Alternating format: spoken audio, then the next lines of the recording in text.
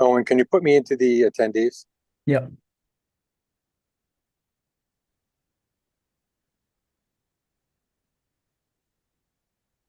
All right, we're live, by the way. Great, thanks. Owen, can you put me into the attendees? I will, yes. Yep. All right, welcome.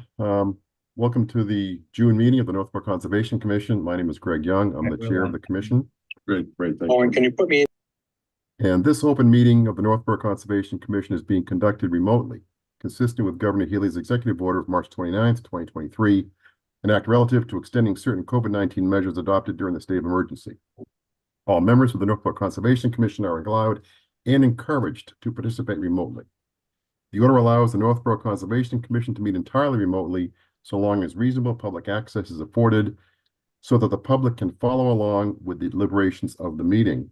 The public is encouraged to follow along using the posted agenda unless the chair notes otherwise. Members of the public who wish to view the live stream of this meeting may do so by going to Northborough Remote Meetings on YouTube via the link listed on the agenda. Ensuring public access does not ensure public participation unless such participation is required by law. This meeting will feature public comment. Members, when I call your name, please respond in the affirmative. Dan Clark. Here. Diane Gouldner. Here. Todd Helwig. Here. Very good. Staff, when I call your name, please respond in the affirmative. Vinnie Vignali. Here. Owen Jones. Here. Thank you. Some meeting ground rules. For presenters and/or applicants listed on the agenda, the chair will invite each speaker or applicant on the agenda by name to make a presentation and speak to their application. Participants will provide their full name and hold until their name is called. Each speaker will be asked to mute their phone or computer when not speaking and to speak clearly and in a way that helps generate accurate meeting minutes. Those responding will be asked to wait until the floor is yielded to them by the chair. Speakers who wish to respond to the comments of others do so through the chair, taking care to identify themselves. Each vote taken by the commission will be conducted by a roll call vote. For items with public comment, after members have spoken, the chair will afford public comment as follows. By phone, dial *9 to raise your hand and wait to be recognized. Please note that part of your phone number will be visible to those viewing the meeting. By Zoom, click raise hand on the bottom of your screen and wait to be recognized. The chair will ask members of the public who wish to speak to identify their names and addresses only. Once the chair has a list of all public commentators, I will call on each by name and afford 3 minutes for any comments. A reminder that this meeting is being recorded and will be available for viewing via the Northborough Remote Meetings tab on the town's website. Diane, all yours. Okay, pursuant to Chapter 2 of Acts 2023, an act relative to extending certain COVID-19 measures adopted during the state of emergency, signed into law on March 29th, 2023. This meeting will be conducted, by a remote participation. No in-person attendance by members of the public will be permitted. To participate in the public comment portion of this public hearing, go to Northborough Remote Meetings YouTube channel or the town website for Zoom information included on the posted meeting agenda. The meeting will include the following hearings pursuant to Mass General Law, Chapter 131, Section 40, the Massachusetts Wetlands Protection Act, the Northborough Wetlands Protection Bylaw, and/or the Northborough Stormwater Management and Land Disturbance Bylaw. First is a request for determination of applicability for Saddle Hill Drive, map and parcel 10136, owned by Deepak Biswa, to enclose the existing single-family house deck to be a 3-season room. The work will alter areas within the 25-foot no disturb zone, 35-foot no structure zone, and the 100-foot wetlands buffer zone. The next is a request for determination of applicability on 2 Chapin Street, map and parcel 3546, owned by Janelton Silva, to replace a single-family house fence and deck and add a new patio. The work will alter areas within a 25-foot no disturb zone, 35-foot no structure zone, and 100-foot wetland buffer zone. Next is a notice of intent on 29 Fay Lane, map and parcel 44/4, owned by Christopher Milton, to replace a collapsed retaining wall at a single-family house. The work will alter areas within the 25-foot no disturb zone, the 35-foot no structure zone, and the 100-foot wetland buffer zone. And lastly, a request for an amended order of conditions and or amended stormwater management and land disturbance permit, 150 Boundary Street, the dog park, map 31, parcel 9, owned by the town of Northborough, to revise the stormwater management system to comply with limitations within a zone A from Marlborough Reservoir. The work will alter more than 1 acre and be within the 100-foot wetland buffer zone. And that's for tonight. Great, thank you, Diane. Tom Welcome. Beals has joined us. Tom, you're Hi, Tom. muted.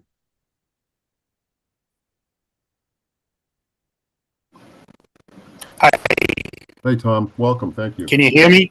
I can hear you loud Can and you clear. hear me now? Yes, sir, can hear you now. Very good.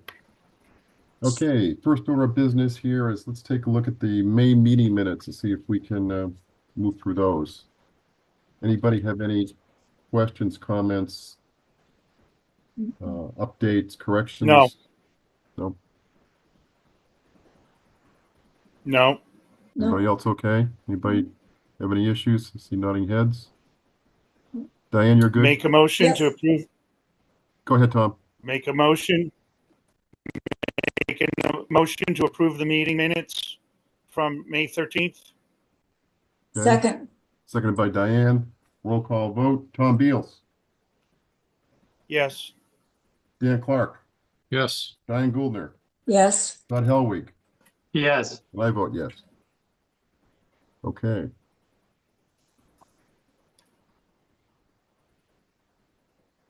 Okay, Vinny, the first one we have here up is the amended request to amend the order of conditions and the stormwater management land disturbance for zero boundary, the dog park.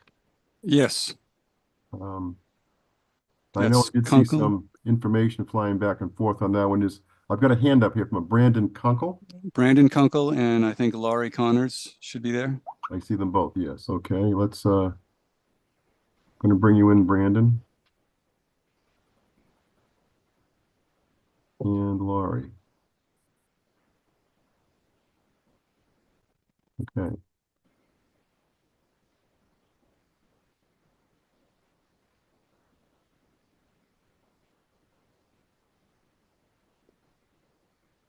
You guys, there I am. There's Okay. Brandon, and Laurie should be here any moment.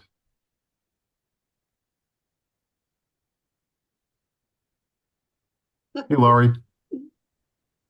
Hello, I look Hello. a little weird. Sorry about the lighting. That's okay. It's all right. All right. So what is going on here? I know that there was, Vinny, you had issued a number of questions, maybe 8 or 9 questions. I saw some correspondence flying back and forth. Are we going to talk about this? Continue? Sure. Well, if I could, I'll introduce myself. Brandon Kunkel, I'm the project manager for the applicant, Weston and Sampson Engineers, engineer of record. And I'm here on behalf of the town of Northborough. And obviously with me tonight, I have Laurie Connors, director of the planning and engineering department with the town. That being said, we met with you folks back in January of this year. You guys issued an order of conditions with a few caveats, one of them being DEP to provide approval on the order as well. We reached out to DEP multiple times over the next several months, about 4 months to be exact. We finally heard back from them, and unfortunately, we had gone out to bid. Long story short, DEP has some concerns about the stormwater system within the Zone A aquifer or water source catchment area, and they did not want infiltration in their Zone A So we are having to redesign the storm basin. Leading up to this meeting tonight, we did redesign the basin. We had some sign off from DEP as they were in agreement with the redesign. However, the town operations side, after we submitted the amendment request, had some concerns about maintenance. So we don't have necessarily a agreed upon solution from all parties. So tonight we're actually here to ask for a continuation until the July 8th meeting. And so that's the long and short of it. I could provide some more detail if that's necessary, but in short, we won't be able to get a determination tonight or an amended conditions tonight. We're still working through some design options so that all parties, the town, DEP, and you folks can all agree upon what is appropriate. Okay, and the only open issue is around that that basin. That's correct. Okay. Vinny, is something else going to have, did I just read something? We're going to allow them to start doing some site prep work. Was this in parallel or? Yes, they currently have an order of conditions which they're going to work under. The work that they're proposing to change is are issues that will occur later on in the construction, whether they do what they originally got approval for or something different. It wouldn't be happening for a couple of months anyway. So since the contract has been let and awarded, I think it makes sense to move forward and make these changes in the next month. We get it all agreed upon, and then the contractor will finalize the work probably in September or so when he gets to this phase of the actual construction. But he's going to be going out there, I think, in the next 2 or 3 weeks and start doing some clearing and some earth movement. And they've agreed to contact me when they have the erosion and sediment controls in place, and I'll go out and inspect them. And they expect that to be probably in 2 weeks. Great. Okay, good. And they're aware of that there may be revisions coming. So there are no surprises on that end, and they know to be in touch with Vinny and myself as they move forward, and we'll have regular construction meetings and all that good stuff. Good. Any questions from the commission? Concerns? No. No? Let me take a look here and see if we have any public comment. I don't see anything. All right, then we need a motion to continue the zero, or the dog park, so to speak, to update until next meeting. So moved. Second, Seconded by Diane. Roll call. Tom Beals, Yes. Dan Clark, Yes. Diane Gouldner, yes, Todd Helwig. Yes. I vote yes. Great. Continue See you to next July. month. Thank you, Brandon. Thanks, Laurie.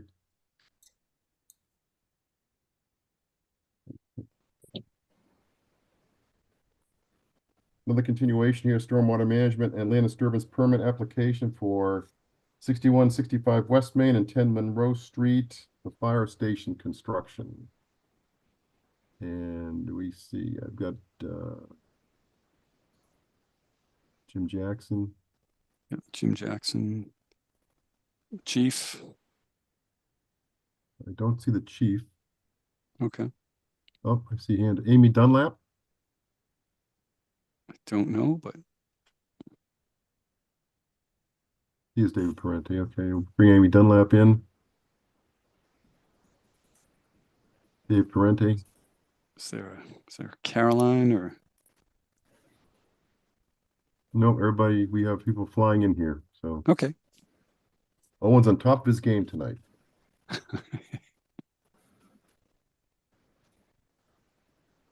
There we go. David, Amy, Good evening. welcome.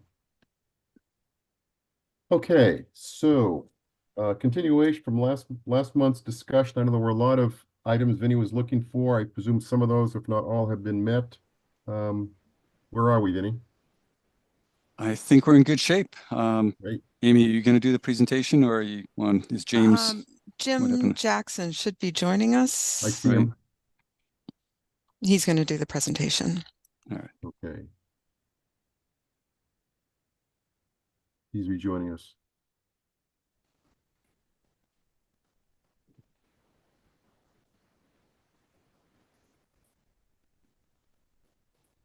Hey, Jim, you're muted. Good evening. I can start the presentation. So we did have some comments from Vinny that I believe we've worked through those, and we did send a response to Vinny. So I think we're good on that. I just wanted to share my screen. We did have one kind of minor revision to the drawings that we discussed with Vinny. Is my screen coming up? Yes. Yes. Yeah, so based on some comments from the planning board, we've revised this west entrance slightly so that it lines up directly with the Dunkin' Donuts entrance across the street. And that's something they request, and we had our traffic people look at it, and our traffic people also have a little bit safer place for the driveway. So that's really the only change to the plans since the last set that they've been. We are requesting two waivers. We have a waiver for the minimum pipe velocities.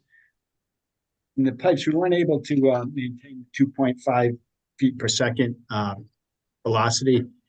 And we feel that the BMPs that we have in place, the deep sumps, the hoods, and some of the grass swales and things will remove any sediment from the system. So we're not really concerned with sediments building up in the piping. So we feel we're requesting a waiver for that. And then we also have a waiver for the volume of I was leaving the site. We were able to reduce the peak runoff from all the major storms, 2-year, 10-year, 25 and 100-year storms. We reduced the peak runoff, but we weren't able to reduce the overall volume of runoff from the site due to it's really not suitable for a lot of infiltration on the site. We did as much infiltration as we could on the site. The rest we are detaining and detention systems to reduce the flows, but the overall volume will be slightly increased. So we're requesting those two waivers.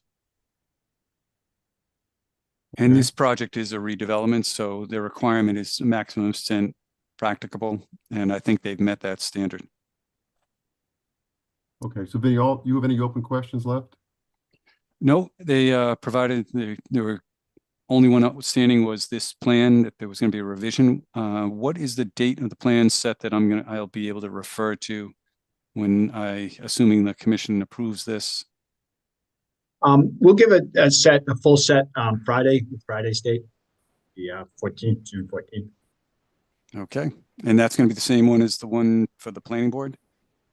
Because we're Yes, going it'll to be approve. the same plans. Yeah. Good. Okay.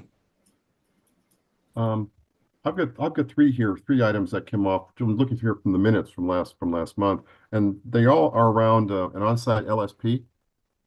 And there were three items under that. One was verifying that the soil contamination is non-existent, or if there is, how to handle it.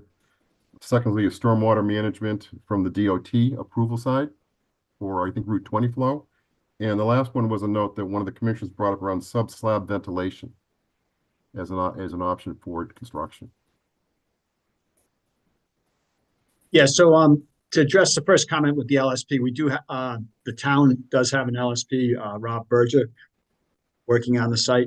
So he, if there are any contaminated soils encountered, he will handle those. He feels the site is cleaned up, but there is some residual contamination, slight contaminations. So that may need to be addressed during construction, but he is on board to address any issues in construction. And the other one was on the vapor barrier for the image. And again, the LSP will make recommendations if that's needed. I believe there's going to be a vapor barrier anyways, but it might be a little heavier if it's needed. soils beneath. So he'll make a recommendation on that. Okay. And you've got your plan submitted to DOT for approval. I guess probably in process still. Yeah, we're in that process now. We're just getting started with them. We had a pre-application meeting with them last week, and we'll be submitting this next year. Okay, good. Any other questions from the commission? Questions? Not for me. I'm good. Okay, good. See any public comments? No hands up? Okay, so Vinny, I think we can move ahead then here with closing this and moving forward, yeah? I think so, yes. We need a motion to close the hearing for 6165 West Main and 10 Monroe. Make a motion to close the hearing. Is there a second? Second. Seconded by Dan Clark. Roll call. Tom Beals, Yes. Dan Clark, Yes. Diane Gouldner, Yes, Todd Helwig, Yes. and I vote yes. Hearing is closed. We need now make a motion to issue a stormwater management and land disturbance permit. Vinny, any special conditions on that, or is it pretty standard? I think that one's going to be our standard requirements that they notify the commission when they're going to be starting work, pre-construction meetings, assigning an erosion control monitor so that there's going to be someone reporting weekly as required under the SWIP. And I think that was all. I didn't think we had any other bigger issues. Okay. So we need a motion for the stormwater management land disturbance permit application 6165 West Main and 10 Monroe Streets.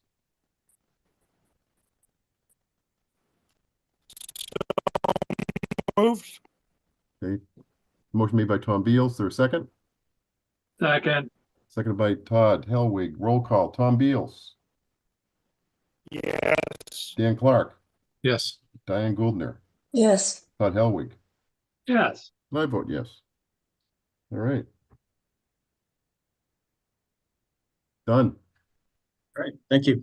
Very good. Thank All you. right. Thanks for working with us and Okay, I took it and it worked. good luck.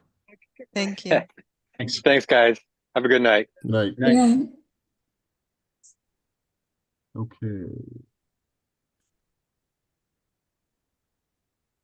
Oh. Okay. Good. Next up here is 0 Hudson Street. This is continued from last month. What do we have here? Paul McManus, I've got Paul McManus Kate, maybe? coming in. Vito Colonna is No. coming in. Oh, he is. Okay.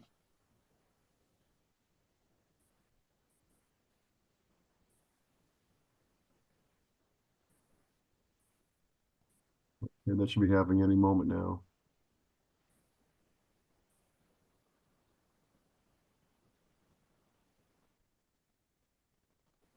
So there's Paul and Vito.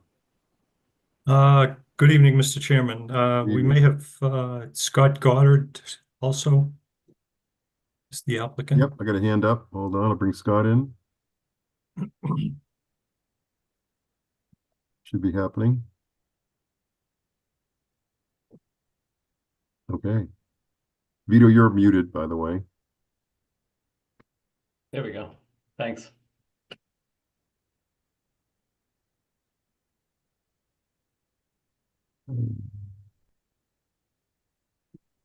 Scott's there somewhere.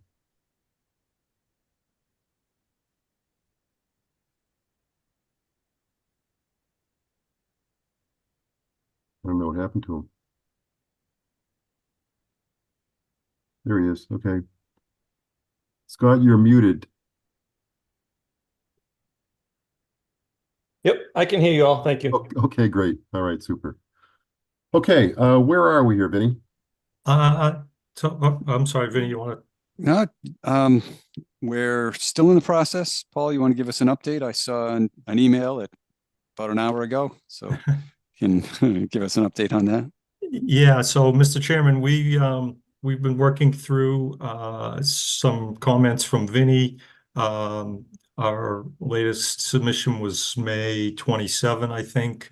Vinny had a lot of questions. We're dealing with riverfront and borderland subject to flooding, invasives management. So there's a lot of tallying going on. And Vinny had asked for some clarifications on that, making sure we were consistent. He asked for, and we provided some figures that are really graphically, all the calculations are done by Vito on the CAD plans, but the figures Vinny had asked for, and I agree they're helpful to see, okay, where's the BLSF area, where's the mitigation, and that sort of thing. So we provided that. Vinny had a number of other questions that we answered a lot of it. The project has not, from kind of a high level, really hasn't changed substantially from what was initially described to you. We can go over it if you like, but it's really at this point. Vito had made a number of kind of clarifications to details, added some specific information that Vinny had requested. Again, I don't know how much you want to get into the weeds on it. What Vinny was referring to an hour ago is based on my pleading, and I did use that word in my email to DEP. After 5 months almost, we got a file number about an hour ago. Okay. The file number really mostly just asks a bunch of questions. I think looking at it real quick, I think Vinny had actually asked, between Vinny and the commission yourselves through this process had I think asked them all already. I don't think there was anything new in there for discussion. I don't know if you saw it differently, Vinny. Again, it was only an hour ago. I read it while I was trying to eat dinner. Well, like I said, I just glanced through it, but they did mention something triggered the wildlife habitat assessment, and I don't think that was done. And it was something that I think I missed, but that was the one thing I need to look at a little more closely to see what's involved. And then she referred to specific 57G whatever numbers that I need to look up. I don't have them memorized as well as she does. So, and I apologize that I didn't get through all your packet completely. So I still have a few outstanding questions that may be answered somewhere in the packet, but it was pretty dense. So I'm still trying to get through that. But I think if we can raise any questions from the commission, if there are any issues that they see or outstanding things, I think we can move on, because I wasn't expecting a DEP file number at this meeting. So I was expecting it to get continued, and I had, like you see from the agenda, I got 9 other hearings or 8 other hearings. So I was kind of focusing there. So I think I got caught here in the middle. Okay, so you have more review to do, Vinny? Is that what's going on? I do, yes. Okay. Quickly, in terms of the wildlife habitat comment, we did talk about habitat and borderland subject to flooding. I mean, basically, it's, the area we're proposing to work in BLSF, is that knotweed monoculture. I mean, we can go and write that down and talk about, we definitely, deal with the issue of, part of what we consider the improvement to resource area protection, is dealing with that monoculture and the planting plan and maintenance plan. I mean, we can repackage that and call it the wildlife habitat evaluation, but that's really what it would come down to. So, I think Kim, I know she only looked at it, starting at about 3 o'clock, because that's when I had emailed Judy Schmitz, and Kim reached out for me, and she said, do you have at your fingertips, can you just send me the plan and information? So I did it, kind of mid to late afternoon. So I don't know. I mean, I can do that, but I'm not sure it really adds value. Paul, can you put the latest plan up so we can refresh our memories here? Sure. Vito, you want me to do that or you want to do it? I can pull it up. Just hold on one sec.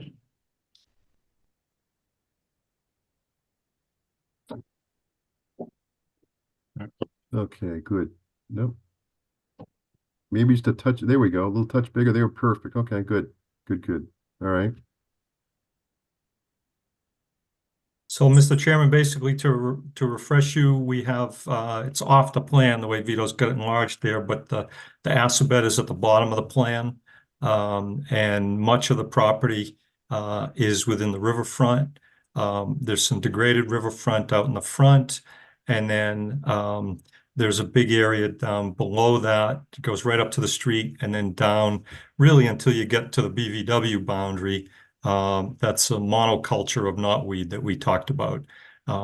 So the building is proposed. It's a duplex right up to the front zoning line.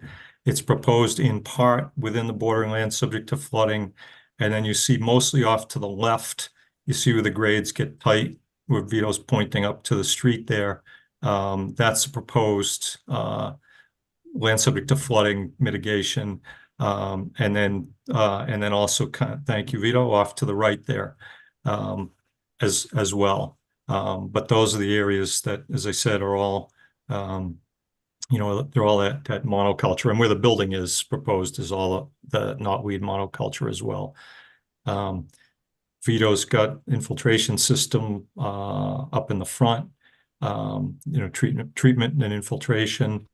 There's kind of mostly off the plan, off to the left, he's got the table of flood, incremental flood storage. One of the things that Kim Roth had raised is, the mitigation has to have an unrestricted hydraulic connection, which I think, this is about as unrestricted as you can get. I'm not really sure where she was coming from on that one. But that was one of her pointed comments. That again, I don't know, Vinny, do you see it otherwise on that? I mean, I don't. No, I mean, if the river's flooding, and that's the idea of the land subject to flooding, I think it's just going to flood up to the wall, and those excavated areas are definitely going to get flooded. It's not like it's going to be restricted, but right. Those are some of the things they're usually aware of stuff. I just need to check to see whether I know it as well as they do, is kind of the question in my mind. Well, I think the reality is, it better than they do. Because that comment, for example, is I don't know where it comes from.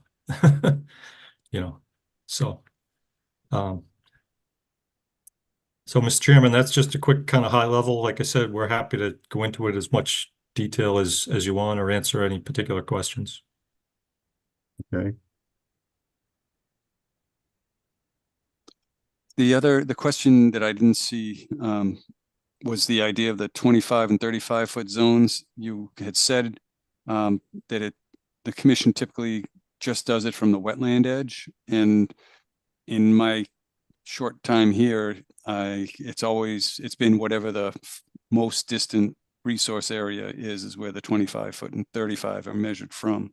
So I wasn't sure what that was referencing. I think I mentioned it to Vito, he said something about 90 West Main Street, but that was kind of a different story, because that had development like right down to the wetlands, and they took out some buildings. So that was kind of a separate case that it would get waived. So we'd look for some justification here if that's what you would be looking for, because we actually have a couple of the hearings going on tonight where people are going to be requesting a waiver from that. So I wasn't sure what your response to that is. I mean, we could request a waiver, but I don't think it really applies, and that's simply because your regs are very clear under the bylaw that that bordering land subject to flooding doesn't have a buffer zone. It says specifically, it refers to the state regs, particular section in the state regs, and other resources don't have a buffer zone. So my interpretation pretty simply is that if there's no buffer zone, there's no 35-foot buffer zone. Yeah, Off of but it's not a, BLSF. right, but I didn't write these bylaws. I'm just looking at them, and what I read is, I don't read it saying a buffer zone. It says a setback. It's Well, a if you- 25-foot and a 35-foot setback. So I think I read it as being a setback, and any resource area has that setback, is what the writers of the bylaw intended, is what the way I read it. And that's what I'm trying to kind of flesh out here. What is the reality? Yeah, so if I can just offer one item on that. So the section that offers that 35 and 25-foot buffer, it's under a section that's titled buffer zone standards. So it stands applicable to the buffer zone. So it's only those resources that have a buffer zone. Then it specifically in the section talks about buffer zone standards, and it really exempts everything else. If you go right to that section, it's right under that heading. Yeah. Yep. Right. I saw that it's in buffer zone, but I actually just read that as things that are limited in the buffer zone. So within the 100-foot buffer zone or whatever Right, buffer zones are exactly. out there, there is this additional setback for any resource area. So, like I said, that's the difficulty in writing bylaws. It's the details. Yeah, and the other projects we referenced before, we didn't need any waivers. It wasn't shown on the plan. It was never once discussed. That's all. That's where kind of we were coming from with that background. Of those other projects, especially the one that's being constructed now, is just that it wasn't even an item that was brought up for discussion, just because it was kind of a given. But that was, prior to, other people were there as far as staff goes. So, but that was the history on that as far as the other projects. Well, looking at the plan here, all the building is inside the 100-foot wetland buffer. That's correct. So the question that we're drilling down on, Mr. Chairman, is Vito's got a 25 and a 35-foot buffer from the BVW line, and Vinny had raised the issue that we do not show 25. We don't show buffers off of the bordering land subject to flooding boundary, which is closer to the street. Hmm. So from the BVW boundary, we don't have any building within the 25 or the 35, any building or wall. There's certainly the BLSF mitigation proposed in there. There's the invasives management proposed in there, but no construction per se of building wall, that sort of thing. So Vinny's question was, why doesn't the plan have those buffers coming off of the BLSF? And our answer simply is that the BLSF doesn't have a buffer, so it doesn't have a 25 and 35-foot buffer, and therefore 25 and 35-foot buffer restrictions. That was our reading of it. Yep, I understand. And I think that's something the commissioners should read, and just be familiar with it, because it says a resource area. It doesn't say the 25-foot and 35-foot are from a wetland. It says from a resource area. So it's your interpretation. So that's what I'm looking for. I can implement whatever way you believe it to be correct. And frankly, if the commission wants us to, ask for a waiver for that, then we would do so. I mean, that line, a lot of those lines are up in the street or very close to the street. And we're certainly working within BLSF, never mind within, offsets to it. So it's, Right. And the same with the wetland. You should have a waiver submitted for the mitigation work that's being done in and within that 20-foot, 25-foot from the wetland, if it goes back to that interpretation, because it's any alteration, not temporary or permanent. No, and I agree. And I think we do have that, don't we? You have requested it, put a waiver in? Yes. Like I said, I haven't gone through the packet, so that's Yeah. what I'm Okay. just saying. Those No, are big and I issues. agree. We are certainly working within 25 feet of the BVW. it's mitigation work, but it's work. Yes, yes. Yep.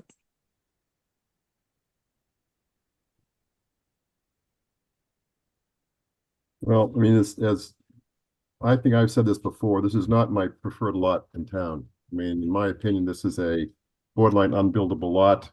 I don't believe that it's in the best interest of the town or the poor residents who buy it to do that. But that's my personal opinion. Other commissioners, comments, concerns, questions? I'd like it better if it were just one house instead of trying to split it the way it did.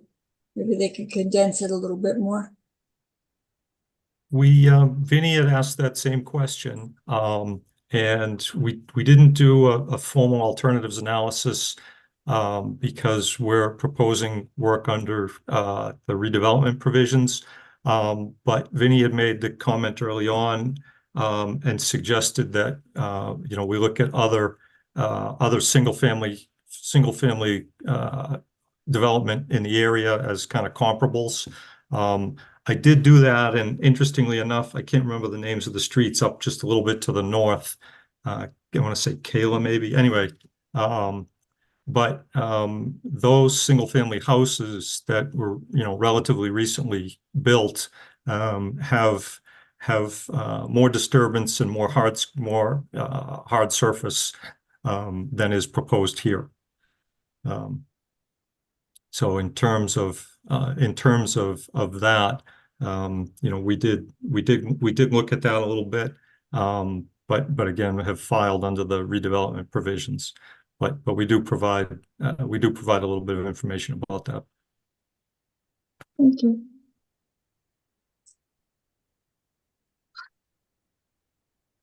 Can you It's really remind the me same. what your view? I'm focusing in on the bylaw here. I've been trying to figure out the 25 and 35 feet from what, and it says resource area. Can you remind me again what your argument is what a resource area is? Well, the provision, the section of your regs where the 25 and the 35 foot restrictions occur is a section it's the buffer zone section, and your bylaw and its regs don't apply a buffer zone to BLSF. So they apply a buffer zone to bank and BVW, but specific, they're very specific about not applying a buffer zone to BLSF. So my interpretation is, if you don't have a buffer zone, if you don't have a buffer zone at all, you can't have a 25-foot buffer zone, which is then restricted, because there is no buffer zone to BLSF. That's the way I read it. For that to be correct, then you have to say there's no definition of resource area. Well, I think Well, the section is all only applicable to buffer zone. That's the heading of the section. So that whole section and all the requirements under it would just be only applicable to buffer zones. I mean, I think it would have been more. I'm not willing to read it that way. I mean, that's pretty close. And I think that goes against our past practice. I just don't. I kind of see what you're doing, but I'm not buying it. I'm trying to pull up the section myself to read it.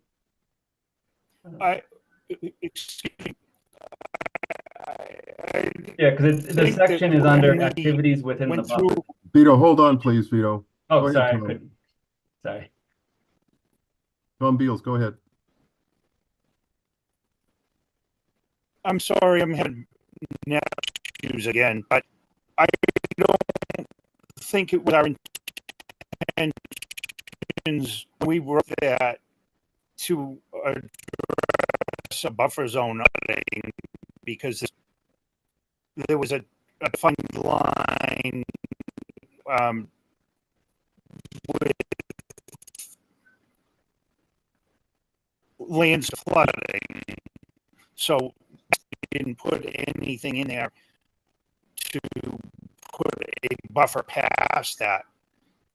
original intention was for the resource area.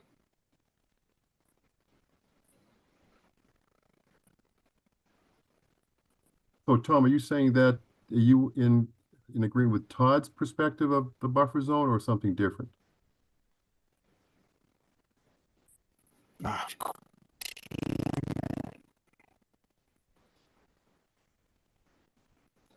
Yeah, the audio is tough to pick up.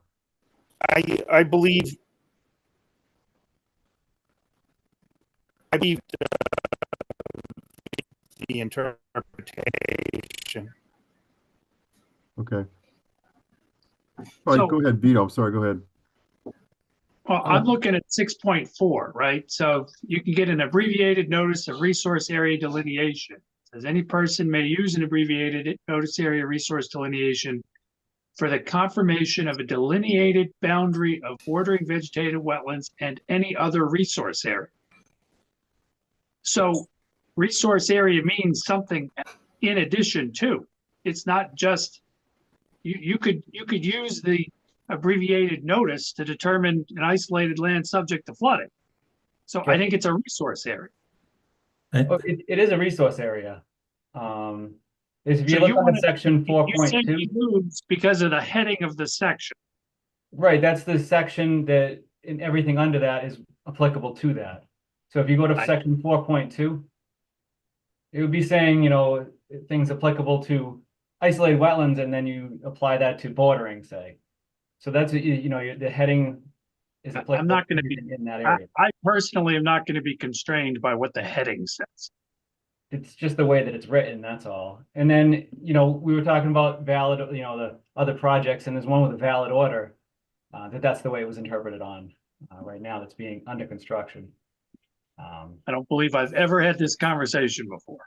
Right, it didn't come up because it They wasn't. a snuck question. one past us then. Well, it's been a few of them then. That's all. Not intentionally either. Just the way that's kind of the way it always has. When this was originally approved, back when I think it was Mazzola was approving it, that didn't come up at the time either. And it was the same regulations, except it was the 1525, I think, but written in the same way. So I mean, that's, you know, that's where we're coming from. If, you know, we can submit a waiver request for, you know, for the work in the, I'll call it the inner BLSF, the inner BLSF buffer for, you know, again, it doesn't,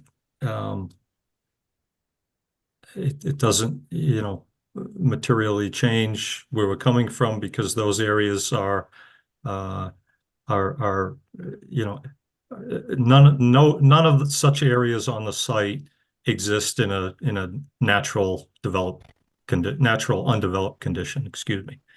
So, you know, we can do that if the commission would like.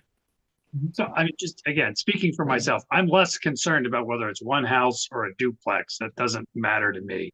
And I gotta say, when I drive by it, the first thing I see is a giant pile of knotweed that won't be there, right? That's sort of where I'm coming at from this.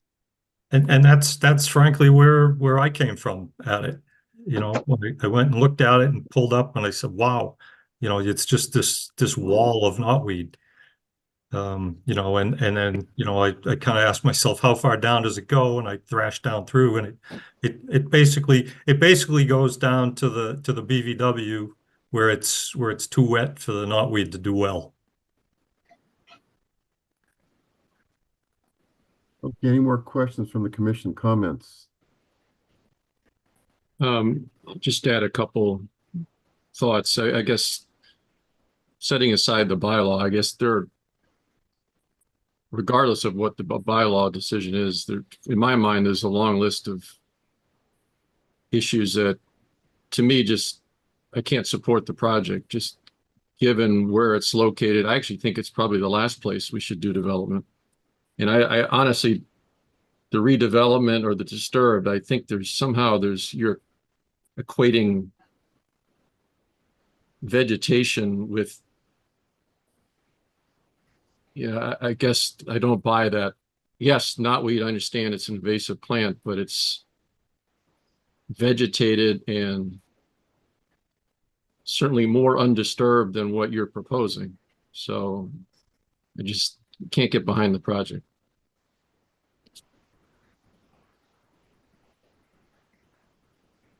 Any other questions from the commission? Comments? One last thing, Greg. Mhm. Excuse me.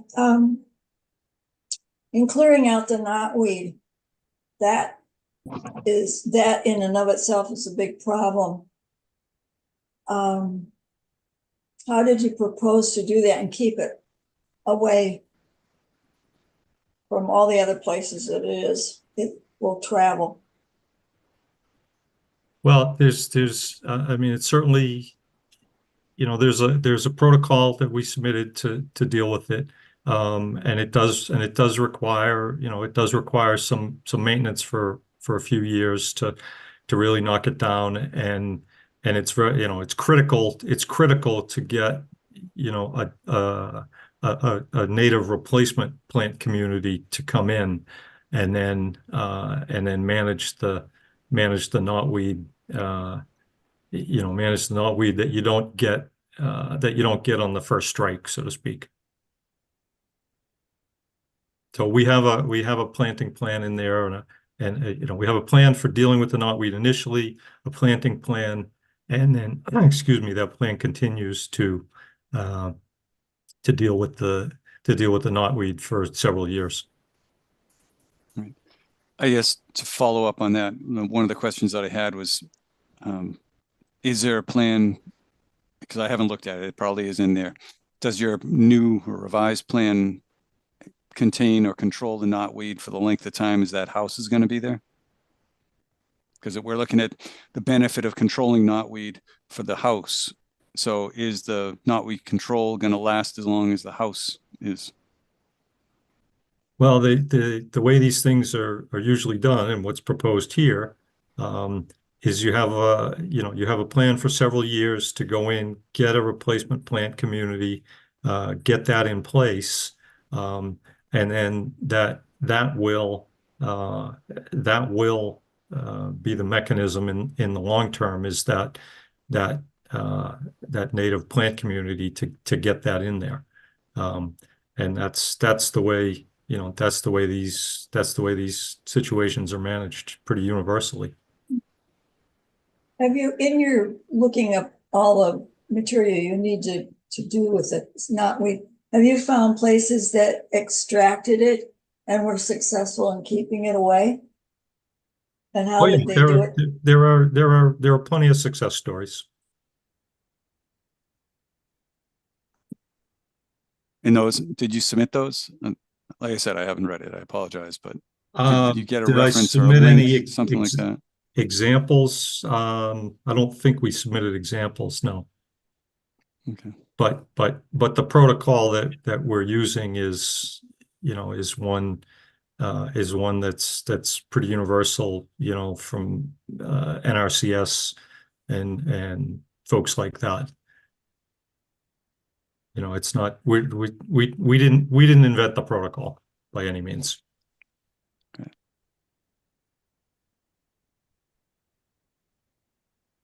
Let me see if we have any hands up from any attendees. I don't see any. Okay.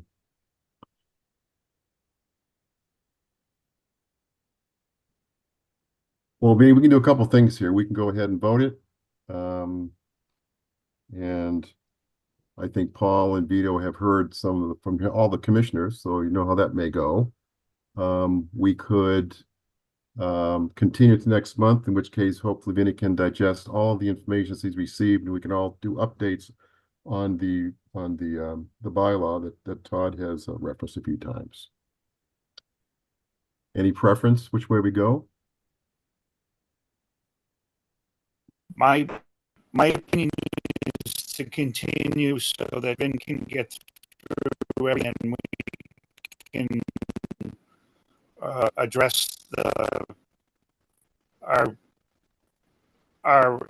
internal issue with the border of the flood zone.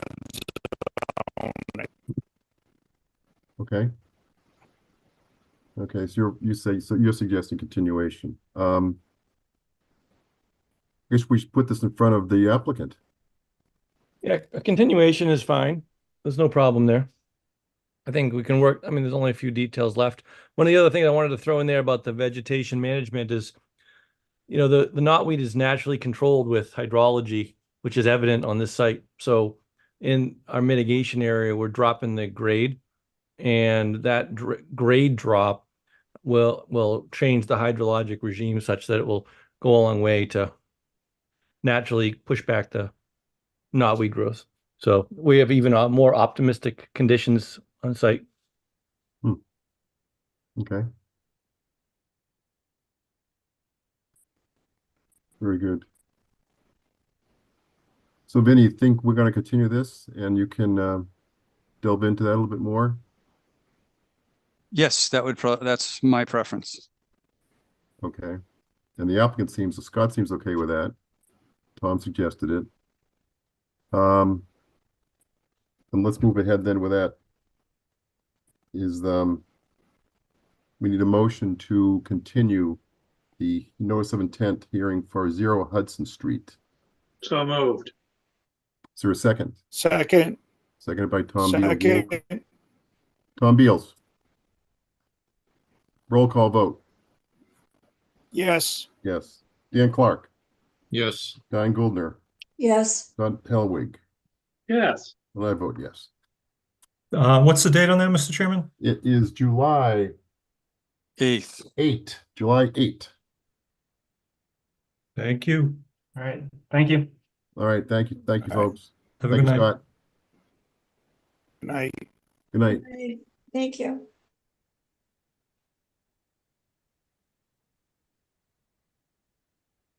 All right. 317 Crawford Street. That's a continuation, Vinny, correct? We got a request for a continuation. Yes, that's from Okay. Vito. And the same for 291 Lyman Street. Continuation. Yes. That's for NOI and I make- stormwater management. So let's combine those two to vote on them. I make a,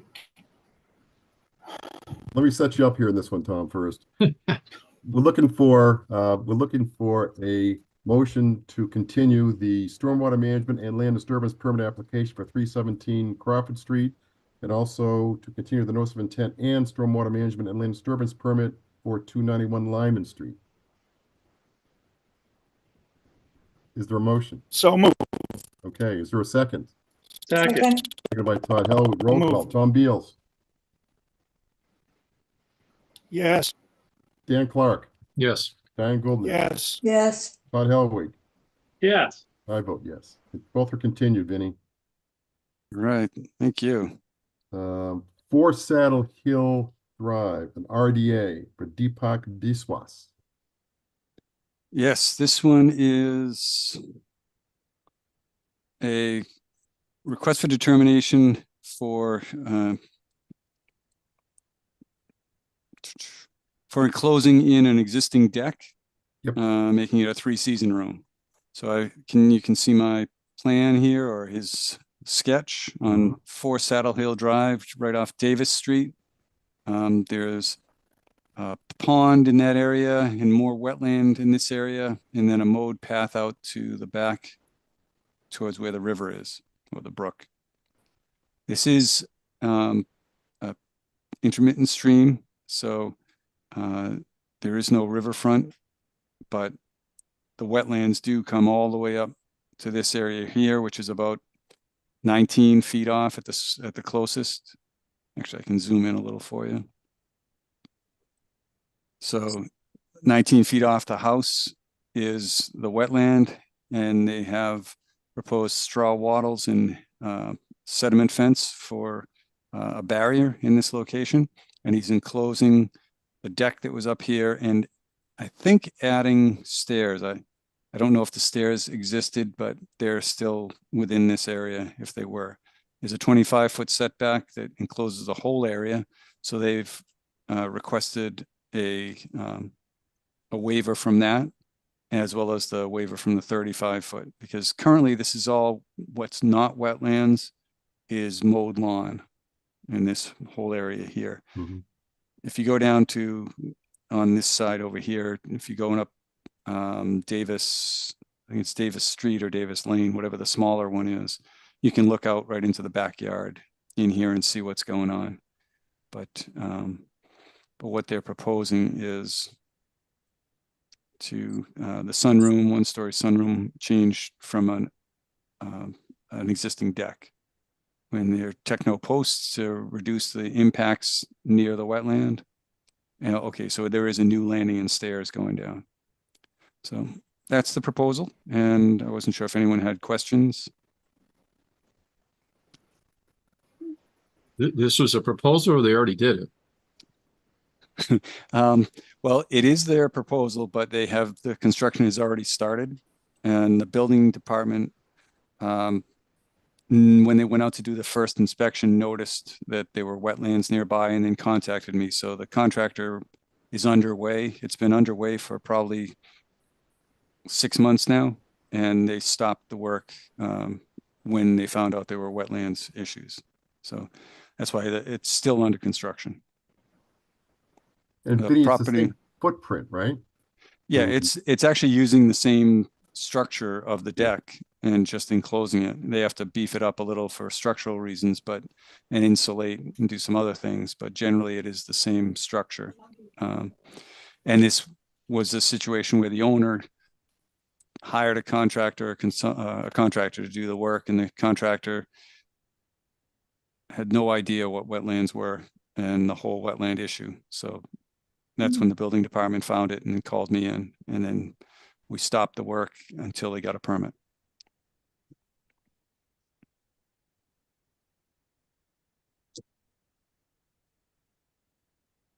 So is the only work he's doing really is enclosing the existing environment? Enclosing the existing environment and also putting in 3 posts, actually has already put in the 3 techno posts in the ground, because the old deck wasn't cantilevered. It's kind of leaning out. Yeah. It was supported by the building. I forget the phrase, but it didn't have posts, and because of the different load requirements for the roof and the live load inside, they need to have real supporting footings. You They adding a new structure though? They're adding a walls and a roof on top of what was a deck. I thought the stairs were new. And the stairs are new, yes. So they're adding to the node Yes, structure.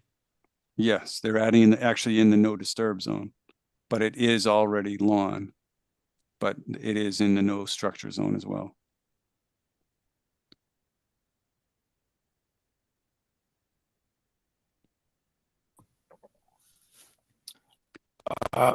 My comment would be that since it's a pre-existing, I would be willing to do it.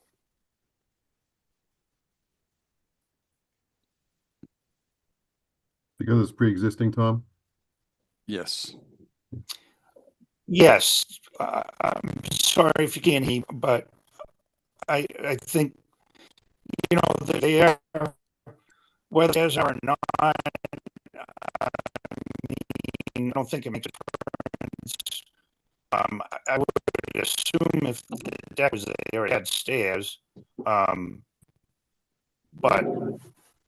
I'm willing to go with this particular circumstance. Yes, so that the existing structure it was a deck with stairs coming down, but because now it's going to have a door to go in and out, they needed a landing and then new stairs. So the stairs will be new, but they're replacing old, and then the landing is the actual addition besides a renovation type of thing for the steps. But again, this house is, I think, 30 years old. And the deck was original. Yeah, I would, as part of it, though, I think that we would need to maybe go to ID house the wetlands are to the house, you know, so that obviously would be part of the deed, but on both sides of where the wetlands are would be appropriate. I missed what you actually said, but I think you might have suggested that we put the wetland signs, one wetland sign on each of those two wetlands so that they know that they would be encroaching if they go beyond those signs. Okay, that's a good idea. I didn't think of that. Thank you. Yes, yes.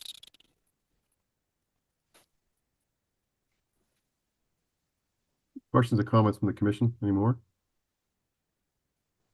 Vinny, do you have any picture of this? I was just looking for them and I didn't put them into this folder. They're in a different file that will take a little while to get to if you wanted. Okay. I can pull. Let me see if I can get it quickly.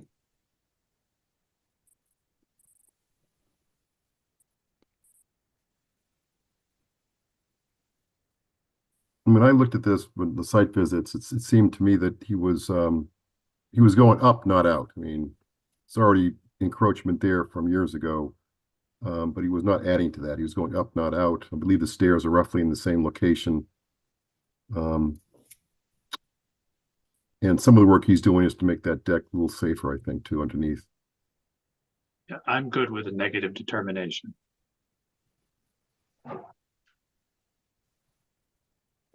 The computer's running a little slow. Okay, don't worry about it, Vinny. Don't worry about it. Okay. Well, does anybody, Dan, do you want to see pictures? Yeah, I guess I'm going back and forth. I mean, not sure why they wouldn't have to submit a notice of intent, but. Well, because it's already a lawn, already a deck. So they have not, the good thing is they didn't go into the wetlands and alter any wetlands. They were doing work right up close to it. And when they were doing the helical piles, I got out there and got them to install an erosion sediment control barrier in place so that any runoff during the storms in the early or late winter, I guess it was in January, February when they were doing it, would get captured in the fence. So there hasn't been an impact besides there was a little blown debris from scraps from the building wrappers and that kind of stuff, but they went out and picked it all up. And the property owner has been very responsive and just really wants to get the job done. That's why I didn't think a notice of intent was required. Well, I guess my point is if they had come to us the right way before they did anything, I think they would have filed a notice of intent. They're working within the no disturb zone and the no structure zone. So I guess I'm not sure why we wouldn't require it now. That's true, but I think the reason we wouldn't require it is because it's, as Greg said, it's an existing structure. The deck existed, and it underneath the deck was all lawn, and actually I think it was like a planted landscaped area. So it wasn't like we were protecting any wetlands. It was the buffer zone that was already being utilized as a lawn and planting area. So that I don't know that I would have suggested a notice of intent for that. A request for determination, definitely, because they are within the jurisdiction. But I don't know that there would be any different filing or any additional measures that we would ask for under a notice of intent than what we can get through a request for determination.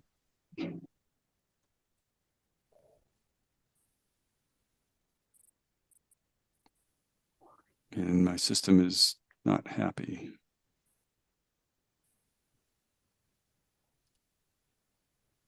Vinny, if we went forward with an NOI request, I mean, that's going to be pretty much the same thing, right? I mean, it is what it is. Yeah, I don't know that I would ask for anything more in the notice of intent than what we have in request for determination.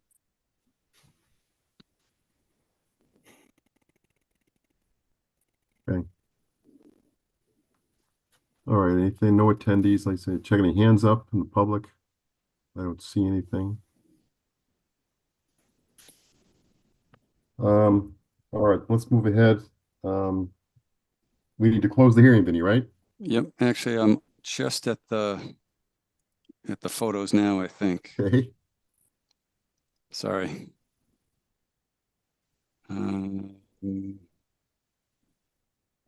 So as of March.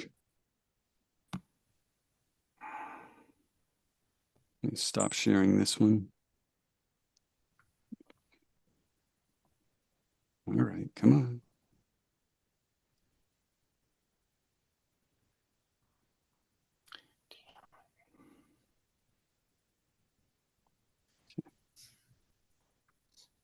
And now I'll screen share.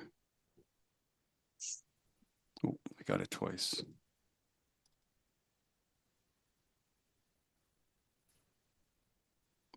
All right, so this is a picture from the corner on the plan from the left corner.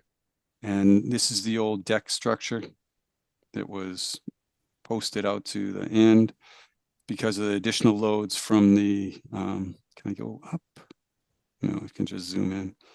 Because of the additional loads from the weight of a 3-season room, they need to put 3 posts right in there. And this is the wetland edge. So this was taken when I first, I think when I, because I don't see any sediment control. So this must have been last, that's my picture.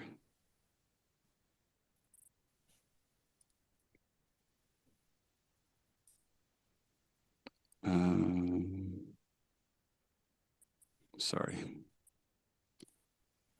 I got to find out where that one, I think that was from March. Yeah, that was from March when I first got out there.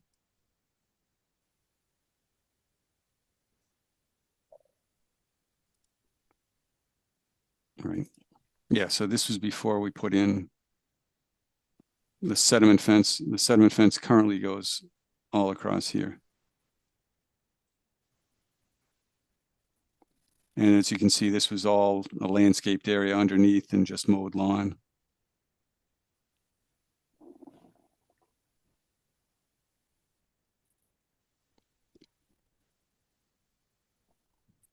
And I think I have another picture, but generally that's the idea. There's wetlands off on in the picture on the right side, a mowed path out to the back, and then wetlands here.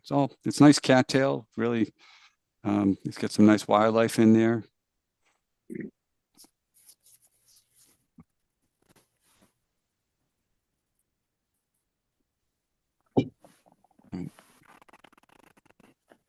Okay.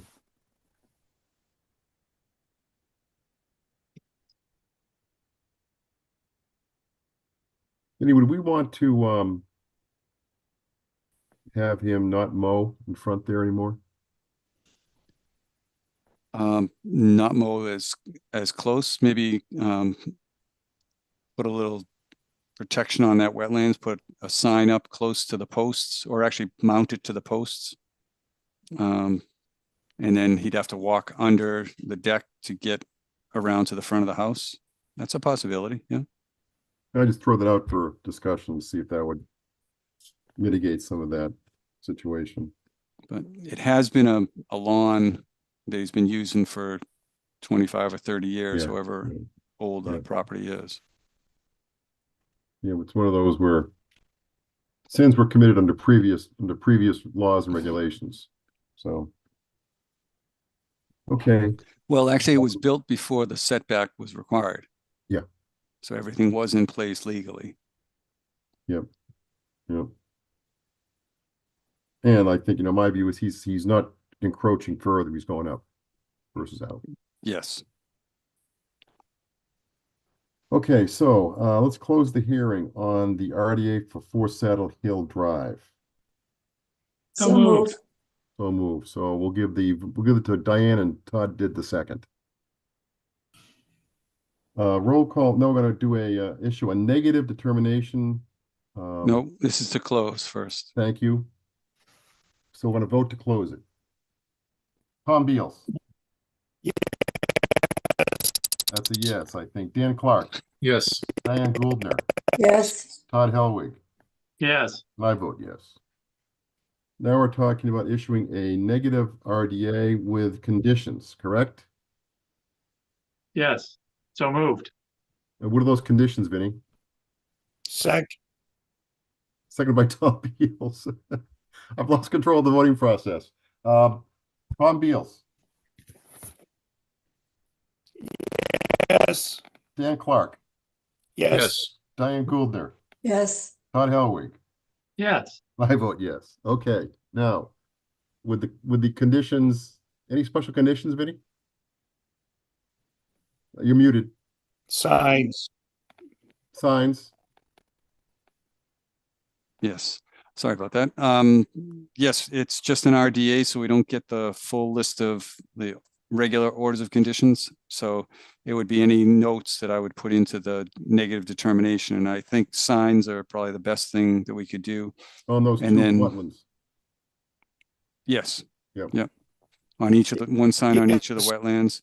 Yep. Anything else? I think Todd, did you say something or did I miss it? You missed it. I mean, I didn't say it, I guess is the point. Oh, okay. All right, so I'll do it with two signs, make that condition to have two signs, one on each of the wetlands, Yep. according to our policy, the wetland Right. sign policy. Okay. Another RDA to Chapin Street. Over Yes, Here. that's Okay, me, I hands think. up. This is the one we talked about last month for the first time, Vinny, right? Yes. But that's not it. No, it's different That's it. tab, but I couldn't get to the tabs because the video stuff was in the way. All right, so this is Chapin Street and Rice Ave. Rice Ave, yes. Yes. And this is where to the south is goes to Edmund Hill, and if you follow Rice up to the north, it heads up to the senior center area. So this is the one on the corner. It was pretty old and dilapidated. The property owners sold, new buyers came in, they got all excited and they ripped down the old deck and did some grading and a little work out here, ripped down this old beat up shed that was out there and cut a few trees down in this area, a couple of trees that they weren't pretty, but they were still living trees. So they already got slapped for that. But what they'd like to do is a nice old, I think it's an old oak right in here that they saved. So what they want to do is put a fence up to keep the kids from going down this steep slope and into the stream. And this is a perennial stream. It's got a riverfront. But this whole area up here is all currently used as lawn and up until this area over here. And what they want to do is they are clearing brush, poison ivy, bittersweet out of this area in here, cut a couple of trees and now they have the wood stacked over in that area. And they had some kind of, whether it's a raised bed garden in this area now, and then they basically got stopped. But what they're asking for permission to do now that they've been stopped is to put in a patio, rebuild the deck, and then put up a fence along the top of the slope. So what I'd like to do is have the fence probably 2 or 3 feet in from the top of the slope so they can maintain 2 feet behind the fence so they can do it and not have all the bittersweet and the other stuff growing up over the fence. Just typically what we've done in the past with other projects. But that's the request that's been made. And they're renovating the house, and the building department has stopped the work on all the renovations until they get approval from the commission. They have a large van or trailer. They have an RV that used to be parked right here. Yes. And I had that moved and now it's parked up in this area going this way. They've got a Is- coverall shed type of thing, one of those, like a little plastic covered structure. I'm not sure what's under it, but that's up in this area also, outside of the 30-foot no structures. Vinny, is everything outside jurisdiction? Well, we have riverfront here. Yep. So it's where they have jurisdiction, but everything has been moved outside of jurisdiction. They took down the building that was in violation of the 35-foot setback, and they want to put a fence up, Yep. which would be considered a structure under our bylaw. So we need to give a waiver for that 35-foot no structures if you want to allow a fence, which I think for safety's sake is a good thing with, I think there's a couple, 2 or 3 kids. Yeah, they have young kids. Then when, going tumbling down the hill would not be a good thing. No. And how far is the patio off? The new Patio was, I think they said a 10 by 15-foot patio, so 10 out, 15-foot wide. How and far that- off would that be off the resource area? What did I have? I have to go to the Outside scale. 35? Yep, I just have to move you guys. Yeah, 1 inch equals 40. Right. So 1 inch equals 40, and that's basically that width. So Yeah, 0. it's probably about 45 feet away. Okay. But now they know anything they want to do So- on the property, they need to get approval from the commission. Okay. Go ahead, Tom.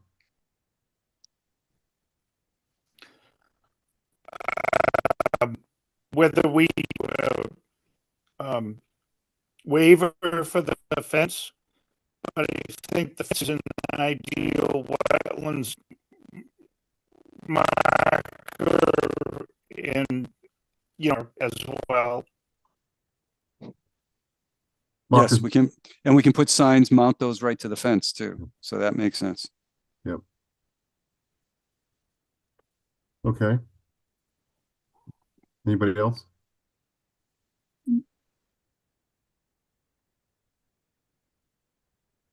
All right.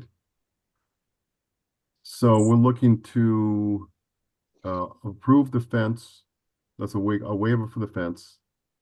Put some signs, wetland signs on the fence. Maybe, I don't know how many, maybe 3. It's a pretty long run. Yes. And obviously stay outside 35 with everything they're building, which seems going to happen. Anything else, Vinny? No, I think this area over to the east, the wetland kind of comes up a little bit more. We may want to put a sign up there just so we have some delineation so there's no encroachment in that area. So 3 Sure. signs on the fence and 1 on the east end of the property. Makes sense. Yep. Okay, let's move to close the hearing for 2 Chapin Street. So move. Is there a second? Second by Todd. Roll call, Tom Beals. Tom, yes or no? Yes, thumbs up. Yes. Dan Clark, Yes. Diane Gouldner, Yes. Todd Helwig. Yes. I vote yes. The meeting hearing is now closed. Now we're looking to issue a negative determination of applicability for 2 Chapin Street with some conditions as outlined to Vinny around signs. That's primarily it, right, Vinny? Yes. And approve the waiver for the fence. Yes. Yeah. Yeah. Good. Yep. Okay. We need a motion for that. So moved. Motion by Todd. Seconded by Second, Dan Clark. Roll call, Tom Beals. doesn't matter. Yes? Yep. Yes. Dan Clark, Yes. Diane Gouldner, Yes. Scott Helwig. Yes. I vote yes. And they've been very cooperative, Vinny, working with you, I know, so. Yes, they have been, yeah. That's good. So, okay. Moving on to 29 Fay Lane. Oh, actually, we may have I think the Let me see if we have anybody. I got a wetland hand person up. will be there. Savello, Joe Savello. Yep. Bringing you in, Joe. John Savello, sorry. John, right.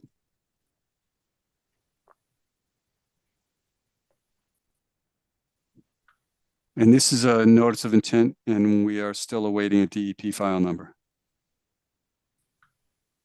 Okay. Actually, I'm trying to bring John in, but it's not working. Oh, he declined to be promoted to a panelist. Okay. Let's try that again.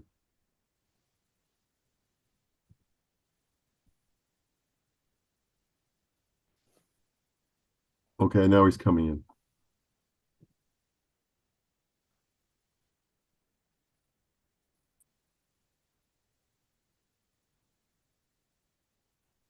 Nobody declines an offer to be a panelist here. Nobody can decline that.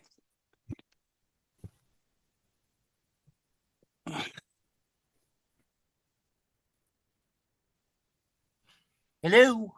I hear a voice. Oh, is it working? I hear a voice. Oh, great.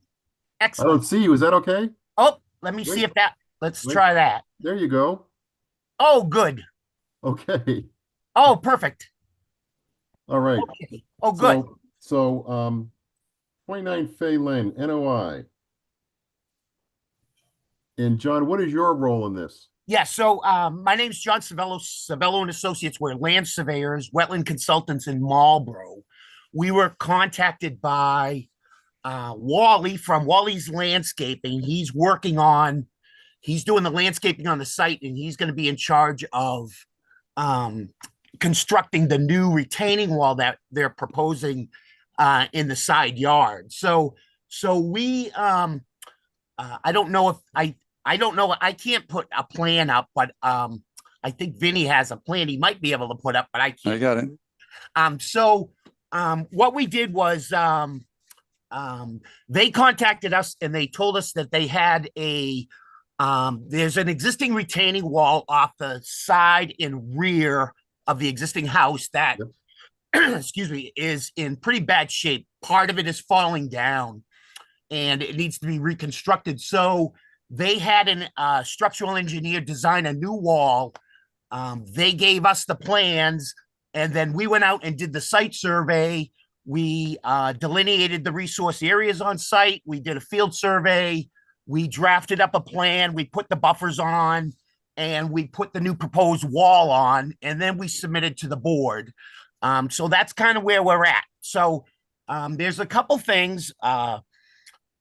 First of all, the plan we did, we actually, a few meetings earlier when you were discussing the 25-foot and 35-foot setbacks to the resource area, my plan actually shows the 25-foot and 35-foot zones from the wetland line, but there's also 100-foot, I'm sorry, 100-year flood line that we established from survey. It's an AE zone, so it has an elevation on it. And if we did the setback from that floodplain line instead of the wetland line, it would push the 25-foot no disturb setback into our proposed wall. So that is one thing I wasn't aware of. I thought, as the other engineer thought, that the 25-foot and the 35-foot zones were from the wetland line. I did not know it should have been from the floodplain line. That's where I've kind of not done that based on how you interpret that. I've just never heard of a floodplain line having a setback. So that's kind of what I thought. That was no disturb zone was from the wetland line. So originally we were outside of the 25-foot based on where the wetlands are. And we were in the proposed wall falls within the 35-foot no structure zone. So we were looking for a waiver within that 35-foot. I have a distance of 30 feet from the wetland to the face of the wall at the closest point, and then it gets further away on both ends. So we were looking for a waiver in that 35-foot zone, but we had a no disturb in the 25. But now that if we have to move that zone based on the floodplain line, then there's a chance I could move the wall. I could move it a little bit and I could cut the end off of it where he is proposing to extend it a little further. I could cut that end off and I could probably get it out of the 25-foot based from the floodplain line. It would be really close. It would be like I was just playing with it on the computer, and it would be about just about 25 feet. The reason we have the new proposed wall is 3 feet. It's 3 feet further south from the existing wall for one reason: is the new proposed wall is going to have a base platform that's going to go into the earth 6 feet. The wall is designed to have a base of 6 feet in, so that it will not fall over like the old wall did. The old wall wasn't built correctly. So we have a distance from the corner of the garage to the face of the new wall of 9.5 feet. And he's going in 6 feet now to the garage. So that's going to leave him 3.5 feet off of the existing corner of the footing for that garage. And the builder does not want to get that much closer to the house because he's afraid he could undermine the footings for that garage with his proposed wall. So he asked us to slide it as far as we could so that he will not pose a danger to the existing footing of the existing garage. So that's the reason why we've moved the wall 3 feet further to the resource area than where the existing wall is, to give him that further protection off of the existing footing for that garage. So we originally were out of the 25, but now that I have to go from the 100-year flood, I think I could change. I think I could pivot that wall and cut the end off and still be out of the 25. So if that's an option, I think we could do that. But we would still be in the 35. There's no way we could get outside the 35 with where he wants to put that wall. So that's kind of where we're at in a nutshell. Okay. Couple things here. In speaking, Vinny and I checked the place out last week on site visit. So and Vinny probably has some pictures too of this. Okay. But there was a question around the delineation where you used a certain standard versus what Vinny was suggesting should have been used. For the wetland delineation, I used existing vegetation, existing hydrology, and soil profiles, the way that I've been delineating wetlands, basically my whole career. Okay. Yeah, the form was the it was the Army U.S. Corps Army form. Corps of Engineers form Right. for the Northeast region. Yes. Right, It's not basically the Mass. it's basically the same form as the Mass DEP form. It's actually better, I think. It has more information on it than the Mass DEP form does. All right. So it's just a matter of which form to use, Vinny, right? It's not a significant change, and it's not vegetation versus soils or something. It's right. No. right. It's yeah. all three. Yes. Okay. All right. Right. So, and what I need to do for that is verify the wetland line, because the town has a wetland map or a mapped wetland area based on Mass DEP's 2005 information that's on the town GIS. And in that area, it's extensively larger than what was shown or what is presented here. I went out there when I just took a walk out there once, and there was, it looked like there were wetlands closer to this project than where the wetland line is shown. But generally, the idea here is that it's an existing wall that's fallen, and so we need to repair it.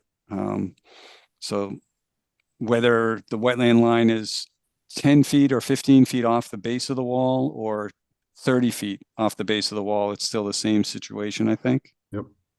Okay. I'm trying to pull up I'll pull up this. That, I think I have that line is actually on one of my ortho photos that's in the resource area evaluation report, I believe. Okay. So I'm stopping the sharing of that. I'm going to pull up the photographs.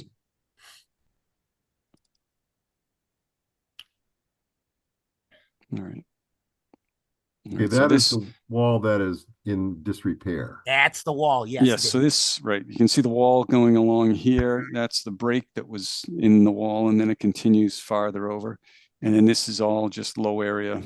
And this is a steep slope, like a 1.5 to 1 slope going down this area. Yeah. And then the next picture is, that picture was taken to the right, and this is a little farther over to the left. And holy moly. It's pretty dense. There's a lot of bittersweet, our favorite fruit there, and just a lot of growth going on there. We were lucky we surveyed it in April where we could actually see what was going on, you know? Did you flag it? Did you flag it, John? I did. I flagged it. I think I flagged it the first week in April, and in the report, it mentions, I have notes all through the data sheets about the vegetation just starting to come in. Right. And so this is the area where the wall has collapsed. It's not doing so great here up front, but that's where the wall has collapsed. And I'll just flip over to that image again. So the wall is collapsed in this area here. And then you can see from the plan here that there is the same amount of wall beyond that by the corner. So it is a failed situation. We want to try to get it corrected. Right now, we are not able to close this hearing due to the DEP file number. Yeah, but no file number. I just want the commission to be aware. Are there other issues that I should be addressing in the next month with the proponent to kind of address this? They are proposing a sediment control barrier in this area here. I was looking at what needs to get for the construction. This is all paved driveway. I'm not exactly sure how they're going to bring materials in, but I was thinking this may need to extend a little farther. Whoops. Extend a little farther over so we can contain anything that might run off here and then before it gets down into the lower area. Yes, But Vinny, you're correct. that was about That's correct. That's the staging area that I was told where they're gonna, right in that driveway right outside the 100-foot is the staging area for all the materials. Oh, right outside the 100-foot. So Yeah, here. because we had a note on there that says nothing to be stored within the 100-foot buffer. Right. Okay. Second question that I have, Vinny and John, is why not just use the same spot as the old wall? Why go 3 feet further out? And well, yeah, if that requires a different type of wall, why not just you do that? right. So what the structural engineer has told us is he need the reason that wall failed was because it wasn't built correctly. It didn't have the correct footings that it needed, and that's why it failed. So he needs to go in. If we put it in the same spot with the wall he's proposing, he's going to be he doesn't want to excavate right to the edge of the garage because he's afraid he'll undermine it because he's going to be the bottom of the wall is going to be below the footing for that garage. And if he's going 6 feet in, he's afraid he's going to undermine the footing for the garage. And he does not want to hit that. So, of course, so coming 3 feet further out is more of a safety issue. That's correct. Picking up extra space. That's correct. Okay. And so Wally, the landscaper, and the wall contractor, they put a row of marks right along the slope of where they needed to start their 6 foot undermining for the footing. And we actually located that whole row, and that's where we set the wall for them.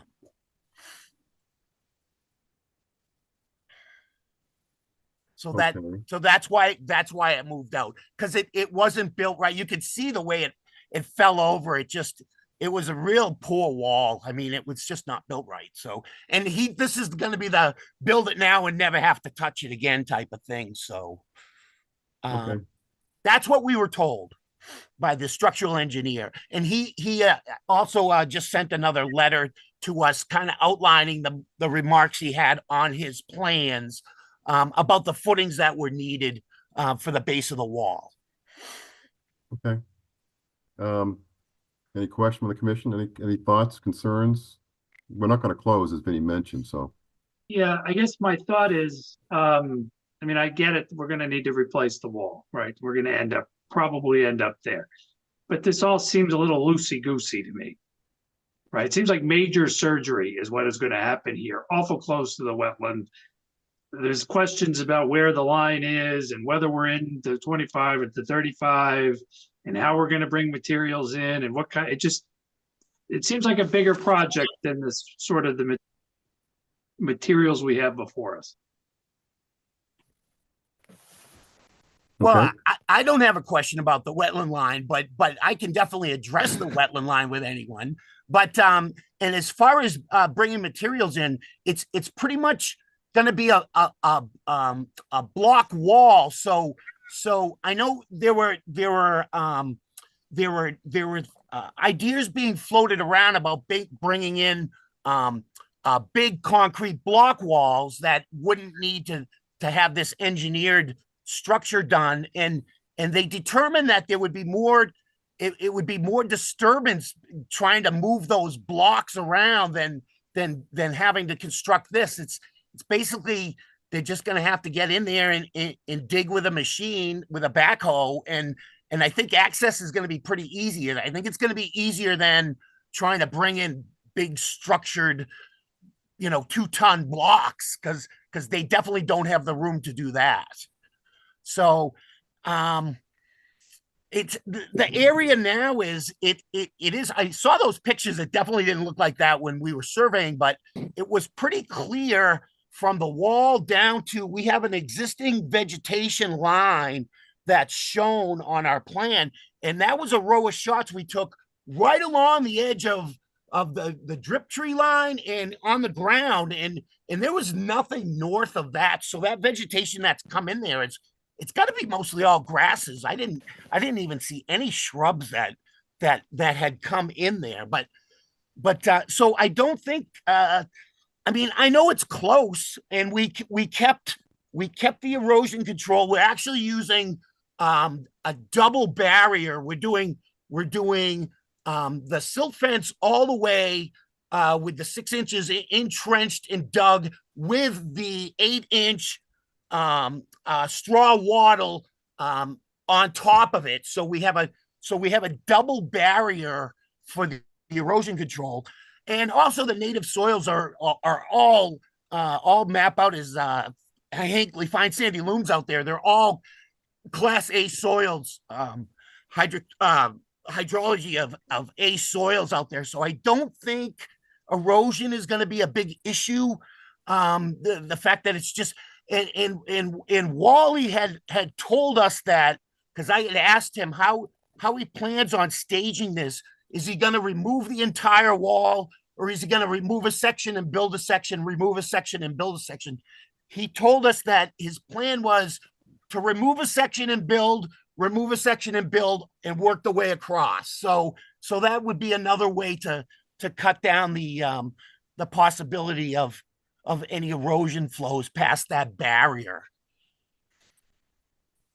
Yeah, that was one of my questions still outstanding, the idea of the sequence, the construction sequence. Yes, Because correct. that remove and build, wherever you start at, whatever side you're starting from, your only access is here. So I assume they're going to remove the whole thing and then start there and back out. I mean, that would be the way to go. Remove and build sounds a little difficult.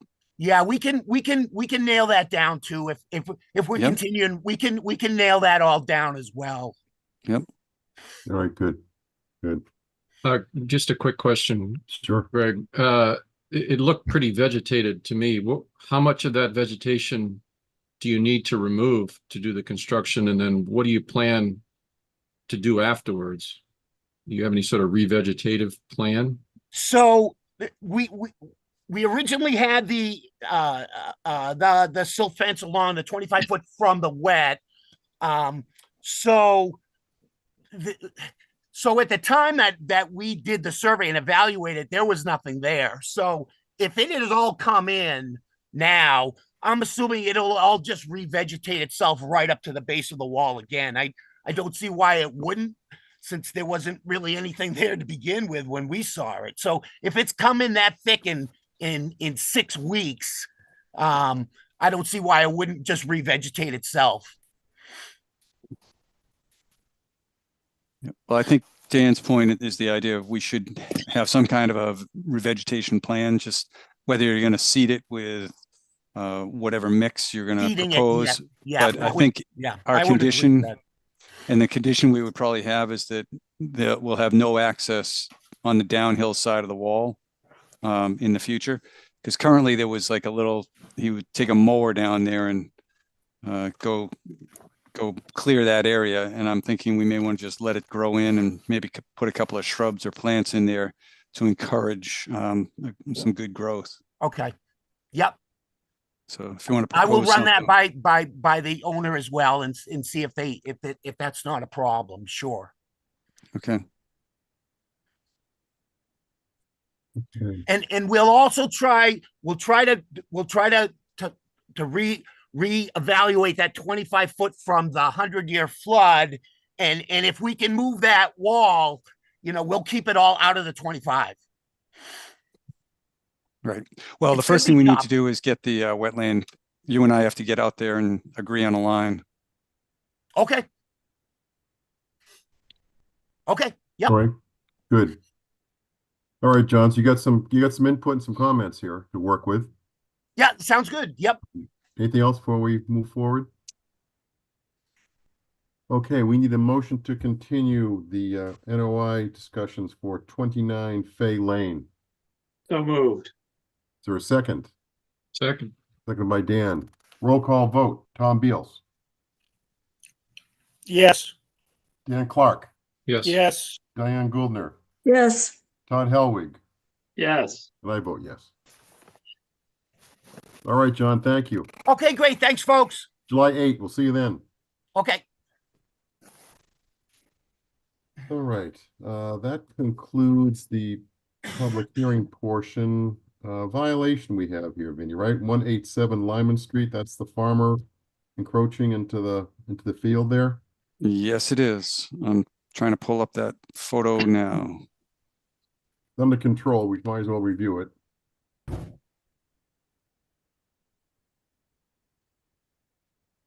Street file. So this is in the area that is south of the new DCAM building at 187 Lyman Street. I don't see anything yet. No, I'm still trying to find it, but I don't want to waste time. All right. So basically there's a field there, an agricultural field, and access out to the back. The access used to be to that back field. The access to the backfield used to be through the where the two big old barns were, and they would go out east to the backfield, and that is no longer accessible because of the new DCAM building. Where is it?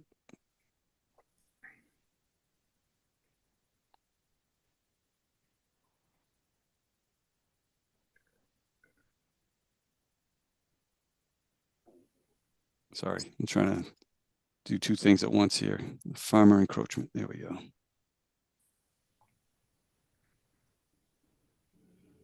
All right, sorry. And so the access there is limited. And so what the farmer did a year ago, created his own access road to get to that back field. And in doing that, he went into the 25-foot 25-foot no alteration zone. There it is. And so, yep. So this is the field. The wetlands are on the left side. This fence, it goes to the new DCAM building at 187 Lyman Street. And this used to be the limit of work for the demolition of those big the long buildings that were on 187. So he cut through here, and this area here is right where the wetlands are.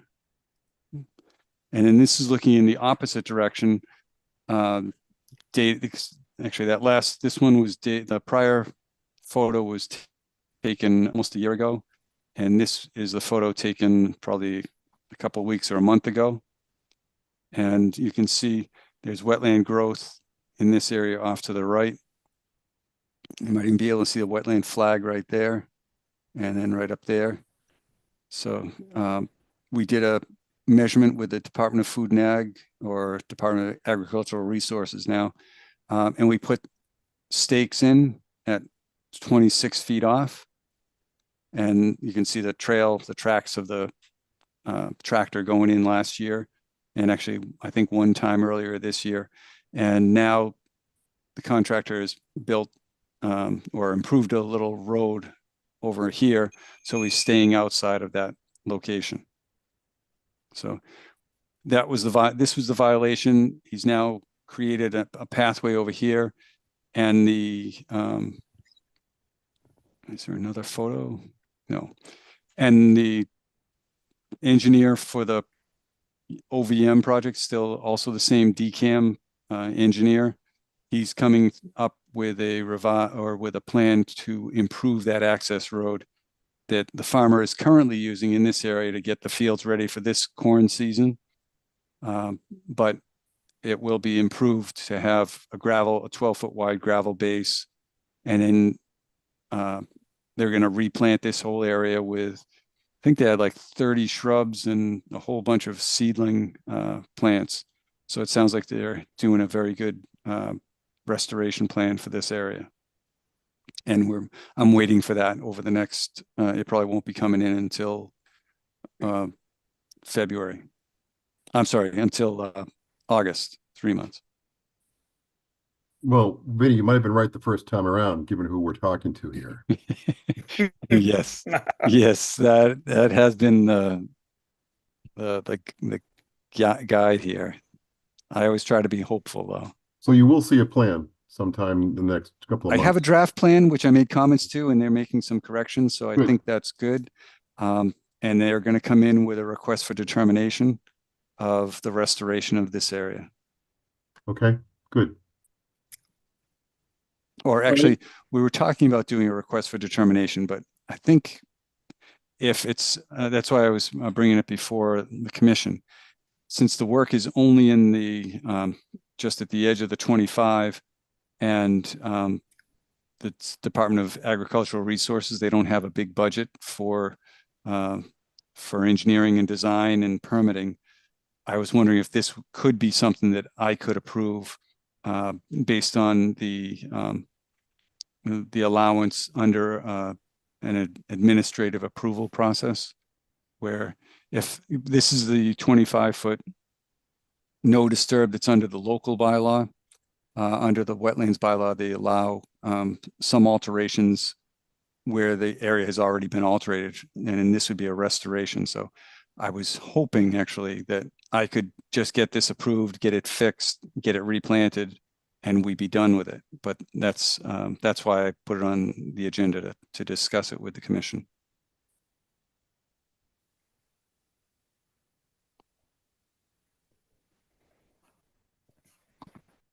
Any comments? Fine by me. Tom said fine by him, I believe. Yeah, because the farmer has been pretty responsive. It's Paquette from, I think, Marlboro, and DAR has actually, they're the ones that got out there and staked it. They've been pretty good. Once we get outside of DCAM, the response has been pretty well received, and they intend to do the right thing. So I would suggest and ask that we continue to work with them, and as long as they're working positively and responding, that we just keep this thing moving. It works for me, Vinny, as long as we get updated every month and where we are. Hopefully, this will be a couple months update and be done. I hope so. And if it slows down for whatever reason, then we reinstitute a violation again, and we get and we require more. But that's just me. Yeah, I'm fine with that. I'm trying to figure out why this isn't exempt anyway. Yeah, farming, right? Yes, it's close to being exempt, but because it was not land in agricultural use, he went through a buffer zone that was not in agricultural use to make an access road. If he asked for permission, that would have been, we would have been able to grant it without having any full filing, but he didn't wait for that. Okay. I agree too. Let Vinny handle it. Okay. Diane, it worked for you too? Yes. Okay.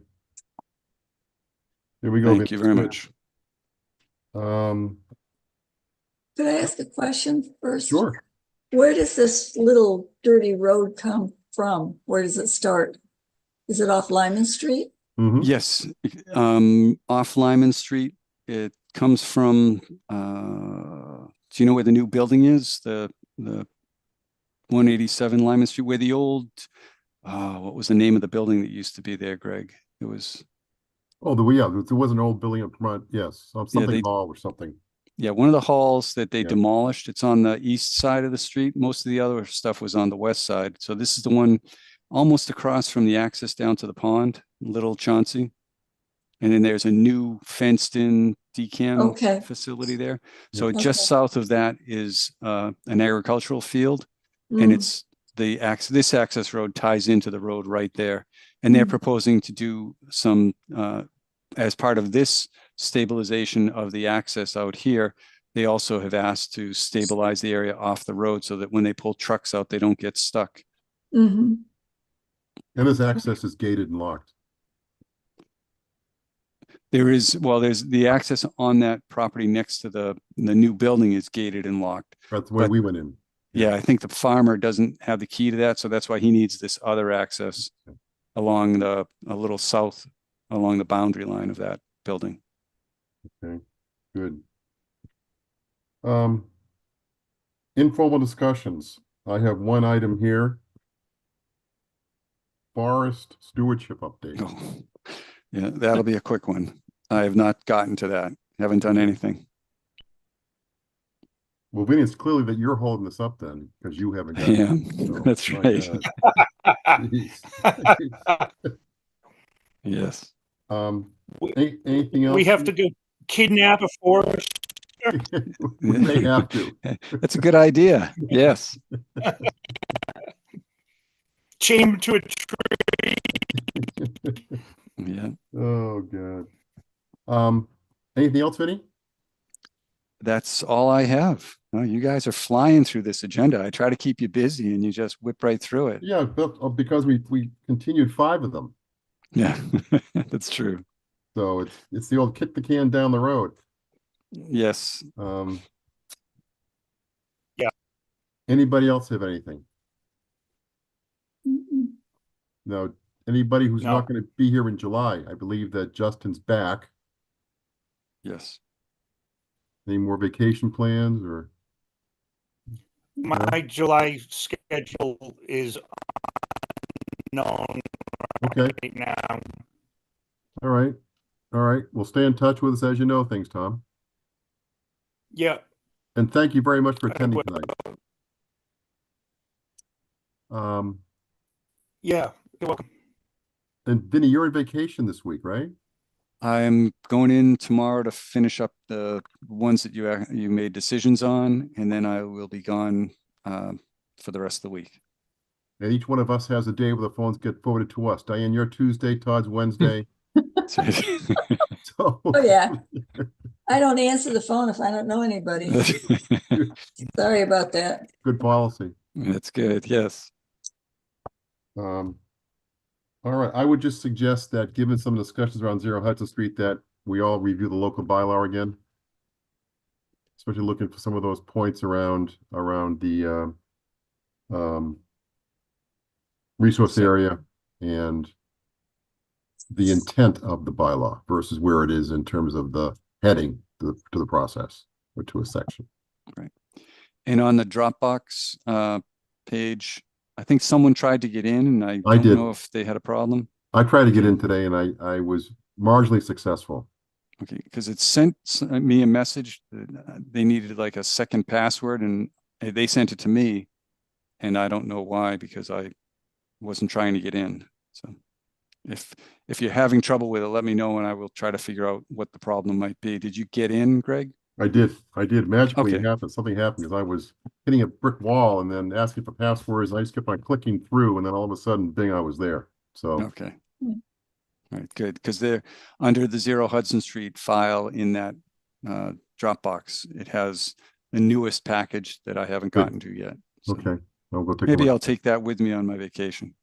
Maybe you shouldn't. So all Yes. right. Good. Last time around, everybody good? Anything else coming up?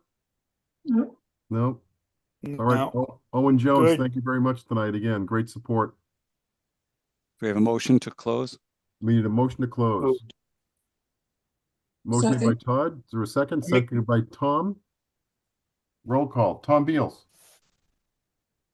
Yes. Dan Clark, Yes. Yes. Diane Gouldner, Yes. Todd Helwig. Yes. I vote yes. Thank you, Vinny. Thank you. Thank Thanks, you all. folks. It was great. Yeah. Have a nice vacation. Yeah. Thank you very much. Yes. Good night, everyone. Good night. Good night.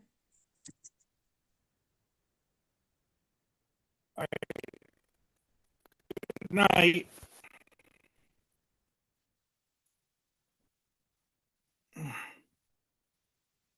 Come on.